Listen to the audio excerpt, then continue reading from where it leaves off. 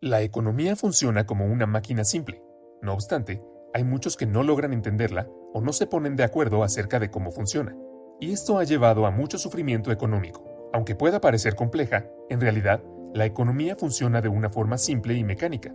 Está compuesta por muchas piezas simples y muchas transacciones simples que se repiten constantemente. Son transacciones impulsadas básicamente por la naturaleza humana, que juntas forman las tres principales fuerzas que impulsan la economía. Número 1. Incremento de la productividad. Número 2. El ciclo de deuda a corto plazo. Y número 3. El ciclo de deuda a largo plazo. Ahora veremos estas tres fuerzas y cómo al unirlas creamos una buena plantilla para rastrear los movimientos económicos y así lograr entender qué es lo que está pasando. Comencemos por la parte más simple de la economía, las transacciones. La economía es la suma de todas las transacciones que la conforman. Una transacción es algo muy sencillo. Hacemos transacciones todos los días. Cuando compramos algo, creamos una transacción. Una transacción se da cuando un comprador intercambia dinero o crédito a un vendedor por bienes, servicios o activos financieros. El crédito se gasta como el dinero. Cuando sumamos el dinero gastado con el crédito gastado, obtenemos el gasto total. El gasto total impulsa la economía. Si divides la cantidad gastada entre la cantidad vendida, obtienes el precio. Y eso es todo. Eso es una transacción, el pilar de la máquina económica. Las transacciones impulsan los ciclos y fuerzas de la economía. De modo que, al entender las transacciones, entendemos la economía.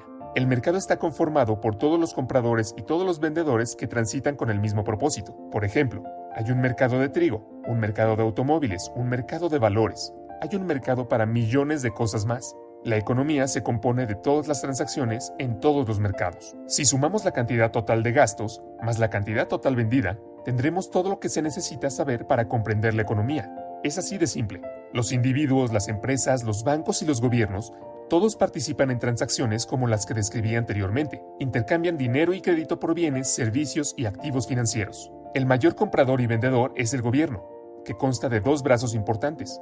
El gobierno central, que recauda impuestos y gasta dinero, y el Banco Central, que es diferente de otros compradores y vendedores porque controla la oferta monetaria y el crédito en la economía. Lo hace al influir en las tasas de interés e imprimir dinero nuevo. Por estas razones, como veremos, el Banco Central es un jugador importante en el flujo del crédito. Quiero que prestes atención al crédito. El crédito es la parte más importante de la economía y probablemente la menos entendida. Es la parte más importante porque es la parte más grande y la más volátil. Así como los compradores y vendedores van al mercado a realizar transacciones, los acreedores y prestatarios van allí con el mismo propósito. Los prestamistas generalmente quieren que su dinero se transforme en más dinero, y los prestatarios generalmente quieren algo que no pueden pagar, como una casa o un automóvil, o quieren invertir o iniciar algún tipo de negocio, por ejemplo. El crédito puede ayudar tanto a los prestamistas como a prestatarios a lograr sus objetivos. Los prestatarios se comprometen a devolver la cantidad de dinero prestada, llamada capital, más un porcentaje adicional, llamado interés. Cuando las tasas de interés son altas, las personas se endeudan menos, porque el crédito encarece.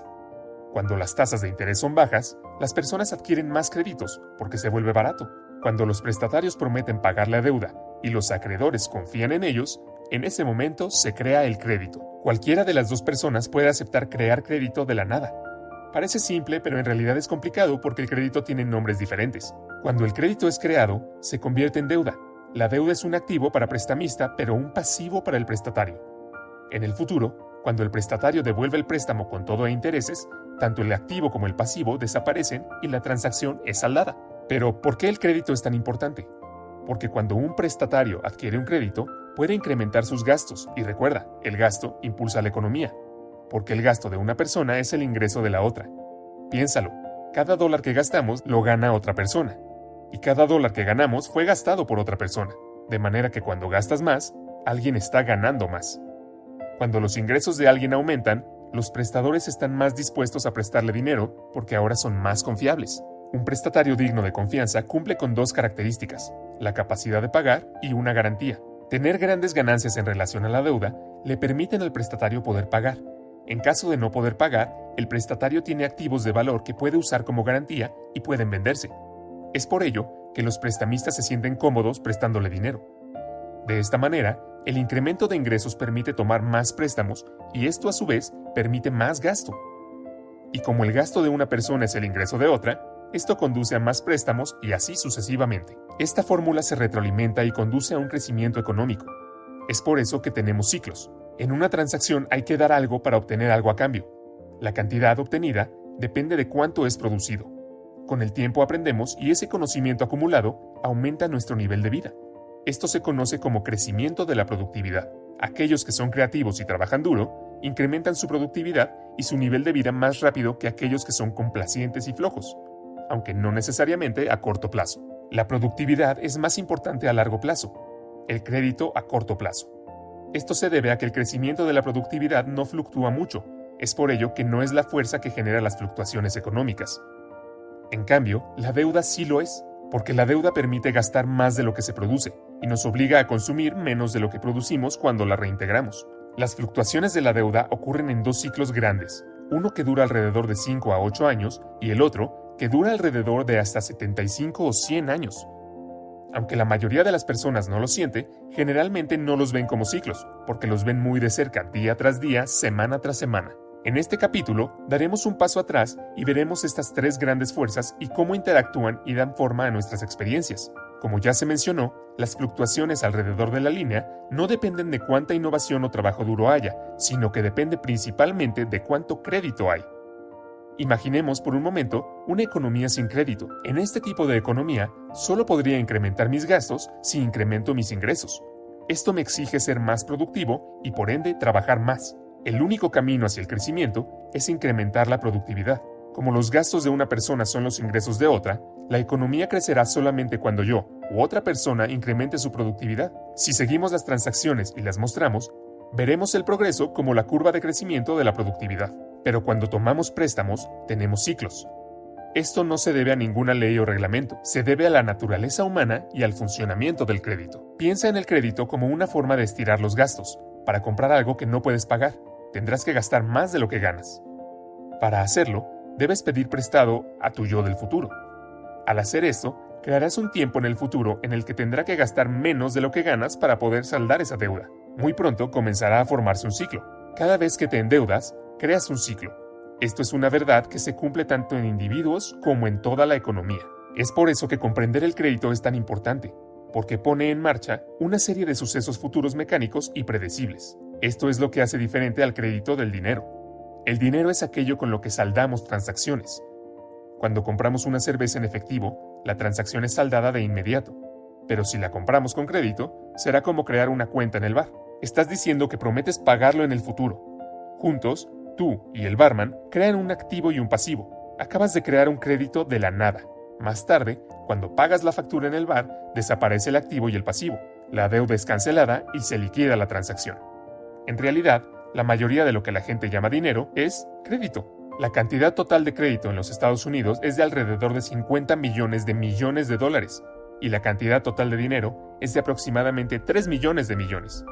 No lo olvides, en una economía sin crédito, la única forma de aumentar los gastos es produciendo más, pero en una economía crediticia, también puedes aumentar los gastos adquiriendo deudas. Como resultado, hay más gastos en la economía crediticia y permite que los ingresos crezcan más rápidos que la productividad a corto plazo, pero no a largo plazo. Ahora bien, no me malinterpretes. El crédito no es necesariamente algo malo que siempre causa ciclos. El crédito es malo cuando financia un consumo excesivo que no se puede saldar. Sin embargo, es bueno cuando permite asignar recursos de manera eficiente y generar ingresos que luego permitan pagar la deuda. Por ejemplo, si pides dinero prestado para comprar un televisor grande, esto no genera ningún ingreso para pagar la deuda. Pero si pides dinero prestado para comprar un tractor, y este tractor te permite cosechar más y ganar más dinero, entonces podrás pagar la deuda y elevar tu nivel de vida. En una economía crediticia, podemos seguir las transacciones y observar cómo el crédito crea crecimiento. Permíteme darte un ejemplo. Digamos que ganas $100,000 al año y no tienes deudas. Eres lo suficientemente confiable como para pedir prestado $10,000 en una tarjeta de crédito, por ejemplo, para que puedas gastar $110,000, incluso si solo ganas $100,000. Debido a que tu gasto es el ingreso de otra persona, alguien más gana $110,000. La persona que ganó $110,000 y no tiene deudas puede pedir prestado $11,000, por lo que puede gastar $121,000 a pesar de que solo ganó $110,000. Sus gastos son los ingresos de otros, y si seguimos las transacciones, verás cómo este proceso funciona como un patrón que se retroalimenta. Pero recuerda que los préstamos crean un ciclo, y si el ciclo sube, en algún punto caerá. Esto nos lleva a un ciclo de deuda a corto plazo. A medida que aumenta la actividad económica, observamos una expansión, la primera fase del ciclo de la deuda a corto plazo. Los gastos continúan aumentando y los precios comienzan a subir. Esto se debe a que el crecimiento del gasto es impulsado por el crédito, que puede crearse inmediatamente de la nada. Cuando la cantidad de gastos e ingresos crece más rápido que la producción de bienes, los precios suben. A esto se le conoce como inflación. Para el Banco Central, demasiada inflación es algo problemático. Al ver que los precios suben, el Banco Central sube las tasas de interés. Con tasas de interés más altas, menos personas pueden permitirse pedir dinero prestado, y el costo de las deudas existentes sube. Suben los pagos mensuales de nuestras tarjetas de crédito, por ejemplo. Como las personas adquieren menos deudas y tienen pagos más altos, les queda menos dinero, por lo que el gasto se ralentiza. Y dado que el gasto de una persona es el ingreso de otra, los ingresos disminuyen y así sucesivamente. Cuando las personas gastan menos, los precios caen. A esto lo llamamos deflación. La actividad económica disminuye y tenemos una recesión. Si la recesión es demasiado fuerte y la inflación ya no es un problema, el Banco Central reducirá las tasas de interés para impulsar todo nuevamente. Con tasas de interés más bajas, los pagos de la deuda se reducen y los préstamos y gastos se incrementan. Es así como vemos otra expansión. Como puedes ver, la economía funciona como una máquina. En el ciclo de la deuda a corto plazo, los gastos están limitados solo por la voluntad de los prestadores y prestatarios de proporcionar y aceptar crédito. Cuando el crédito se puede obtener con facilidad, hay expansión económica. Cuando el crédito no se obtiene fácilmente, hay recesión. Y recuerda, este ciclo está bajo el control del Banco Central. Por lo general, el ciclo de deuda a corto plazo dura de 5 a 8 años y ha estado ocurriendo una y otra vez durante décadas, pero ten en cuenta que la parte inferior y superior de cada ciclo terminan con más crecimiento que el ciclo anterior y más deuda. ¿Por qué?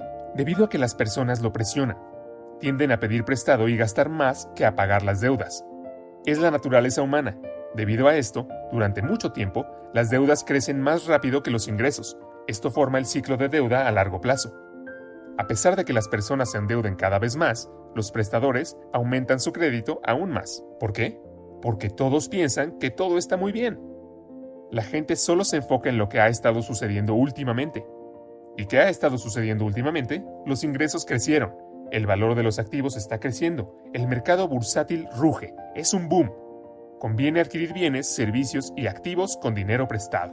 Cuando las personas hacen mucho de esto, lo llamamos una burbuja. Entonces, a pesar de que las deudas crecían, los ingresos crecían casi tan rápido como para compensarlas.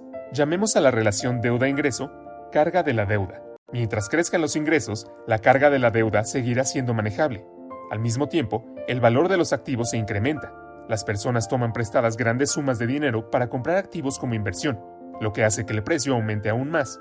La gente se siente rica. De modo que, a pesar de la acumulación de una gran deuda, el aumento de los salarios y el valor de los activos les ayuda a mantenerse dignos de crédito durante mucho tiempo. Pero esto obviamente no puede continuar para siempre, y no lo hace. A lo largo de las décadas, la carga de la deuda ha aumentado lentamente, creando pagos de deuda cada vez más grandes. Cuando los reembolsos comienzan a crecer más rápido que los ingresos, obligan a las personas a reducir sus gastos, y dado que el gasto de una persona es el ingreso de otra, el ingreso comienza a disminuir. Esto hace que las personas se vuelvan menos dignas de crédito, lo que provoca una disminución en los préstamos. Los pagos de deuda continúan creciendo, causando una caída en los gastos, y el ciclo se revierte. Este es el pico de la deuda a largo plazo.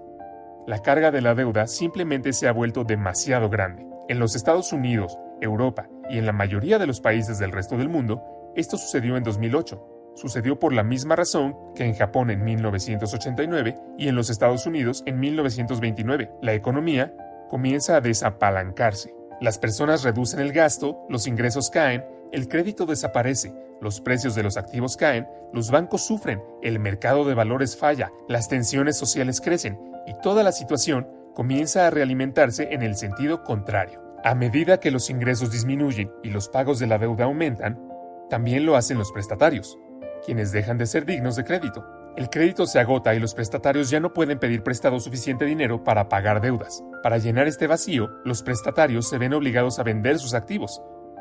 La prisa por vender activos abrumará al mercado, la bolsa colapsa, el mercado inmobiliario se hunde y a los bancos se les complican las cosas. A medida que los precios de los activos caen, el valor de la garantía de los prestatarios cae también, haciéndolos aún menos dignos de crédito. La gente se siente pobre.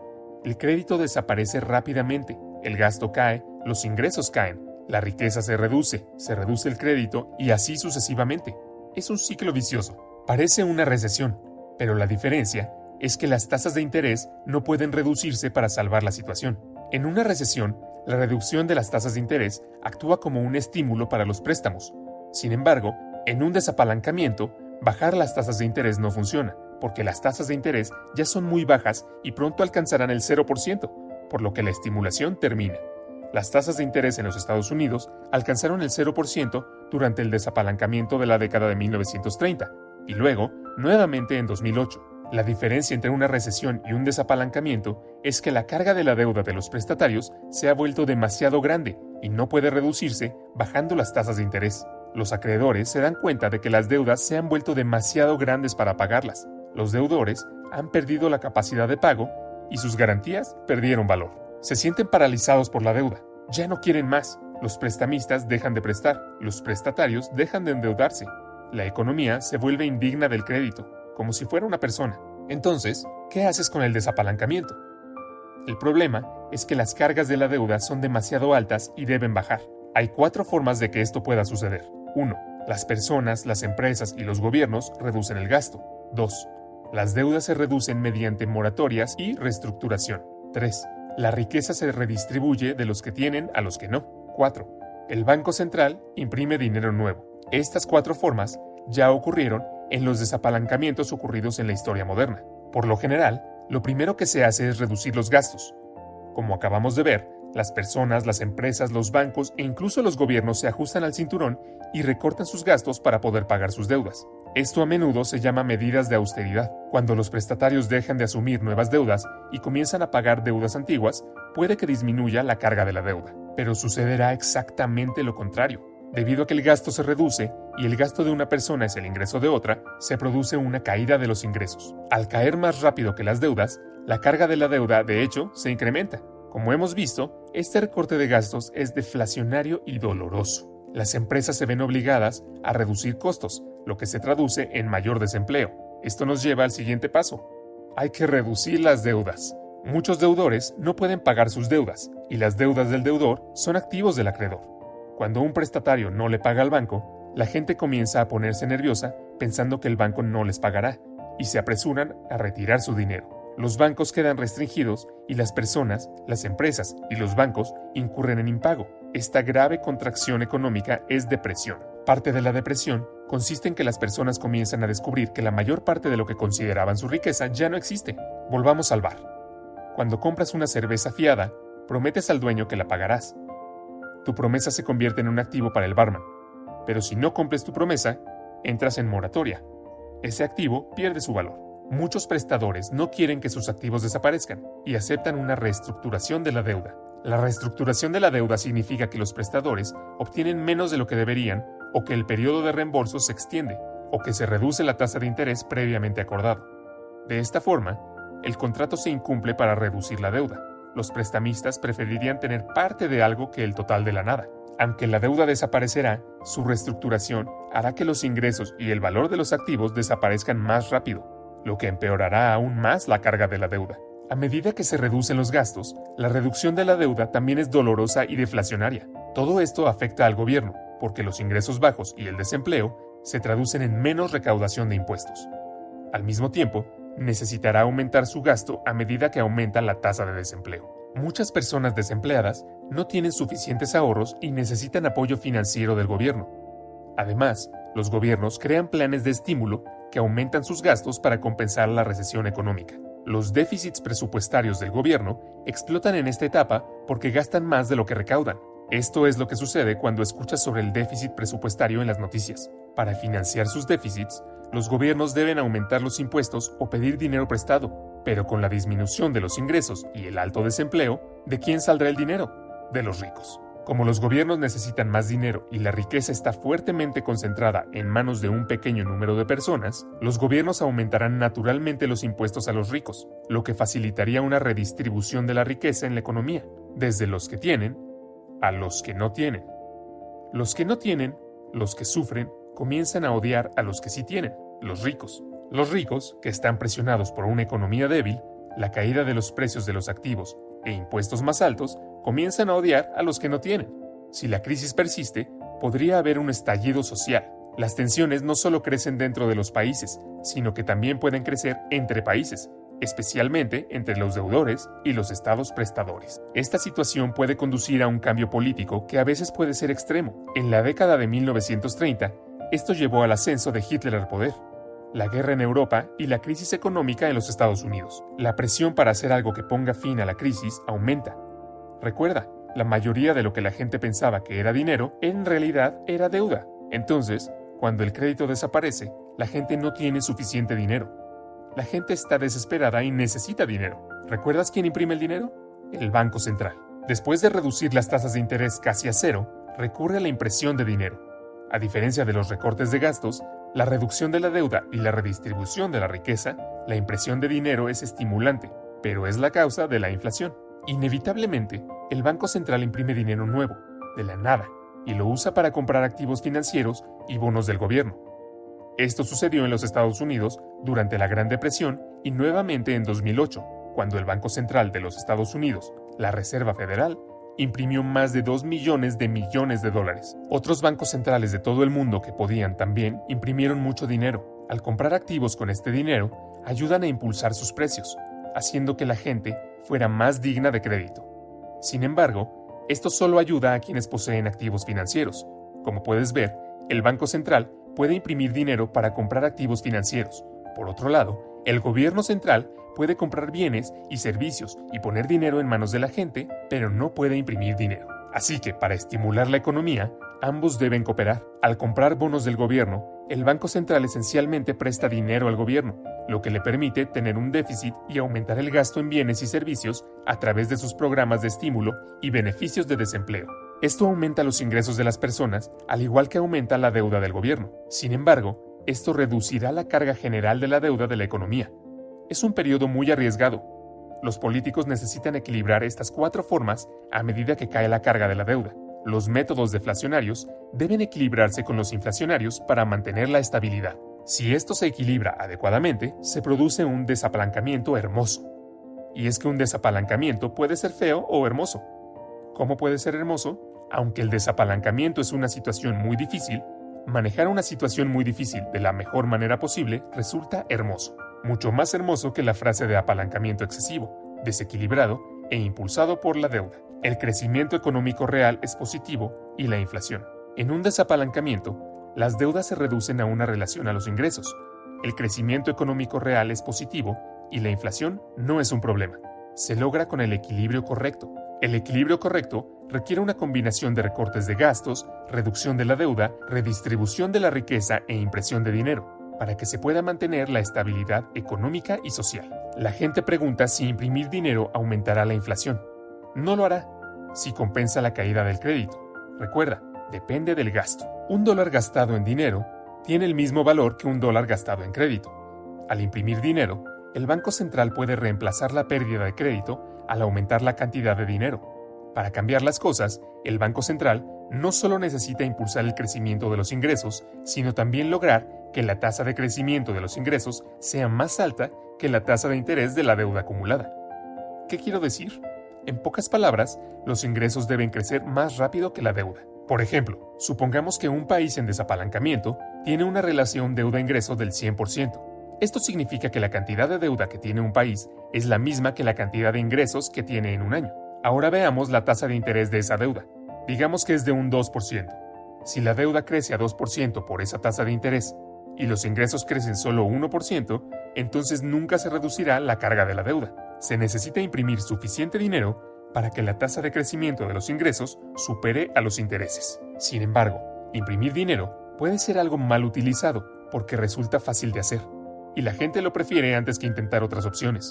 La clave es evitar imprimir demasiado dinero y causar una tasa de inflación inaceptablemente alta, como lo hizo Alemania durante su desapalancamiento en el año 1920. Si los políticos logran el equilibrio correcto, el desapalancamiento no resulta tan dramático. El crecimiento es lento, pero la carga de la deuda se reduce. Ese es un desapalancamiento hermoso. A medida que crecen los ingresos, los prestatarios se vuelven más dignos de crédito, y a medida que los prestatarios se vuelven más confiables, los prestamistas comienzan a pedir dinero prestado nuevamente. La carga de la deuda finalmente comienza a caer. Debido a que pueden pedir dinero prestado, las personas comienzan a gastar más. Eventualmente, la economía comenzará a crecer nuevamente, conduciendo a la fase de reflación del ciclo de la deuda a largo plazo. Aunque el proceso de desapalancamiento puede ser terrible si se maneja mal, si se resuelve bien, se resuelve el problema. Se tarda aproximadamente una década o más para que la carga de la deuda caiga y la actividad económica vuelva a la normalidad. De ahí el término década perdida. En conclusión, por supuesto, la economía es un poco más complicada de lo que muestra esta plantilla. Sin embargo, superponer el ciclo de la deuda a corto plazo por encima del ciclo de la deuda a largo plazo y luego superponer ambos ciclos por encima de la curva de crecimiento de la productividad nos da una plantilla razonablemente buena para que nos muestre dónde hemos estado, dónde estamos ahora y a dónde es más probable que lleguemos. En resumen, hay 3 reglas principales que me gustaría resaltar. Primero, no permitas que la deuda crezca más rápido que los ingresos, porque la carga de tu deuda eventualmente te aplastará. Segundo, no permitas que los ingresos crezcan más rápido que la productividad, porque eventualmente te volverás poco competitivo.